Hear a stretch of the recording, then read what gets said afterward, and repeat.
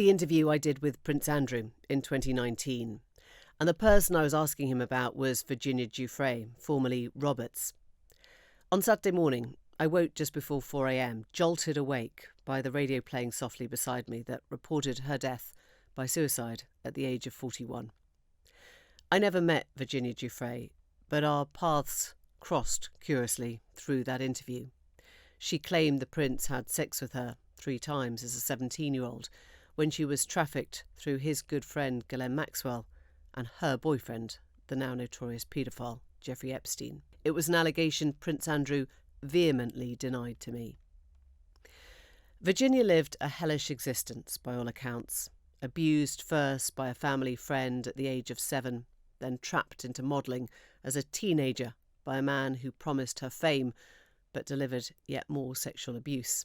She ran away from home. She lived life on the edges, ended up in hostels and children's institutions. And perhaps the worst irony was that when she finally returned to her family, ready to start a steady job, turn her life around at the Florida Beach Club, Donald Trump's Mar-a-Lago, she was then fatally introduced to Epstein. She was flown around the world as a sex toy for him and his friends until finally she ran away to Thailand. She married an Australian man 10 days after they first met. This was her escape from a life of abuse, and she remained in the shadows until the FBI came knocking, asking what she could tell them of Epstein, a man who would never face the consequences of his actions, even after his initial arrest, until his own suicide in jail in August of 2019. When Virginia finally told her story to the Mail in 2011, she spoke out for other victims of sexual abuse. She started campaigning for them through her charity, SOAR. She was unafraid to point the finger at those in power, those who'd made her life unbearable.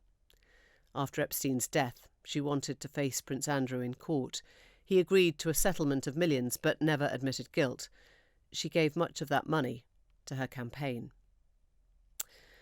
We didn't hear much from her in the subsequent years, until a random, odd post nearly a month ago.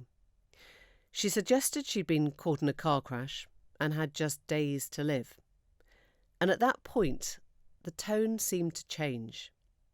In the weeks after, people who'd barely spoken to me about the interview would ask me what I thought, if I thought Duprey was, in fact, a fantasist, somebody who'd made her own story up. What if she wasn't to be believed, they asked. What if she was a bit unhinged? What would I feel then? All that changed this weekend when she took her own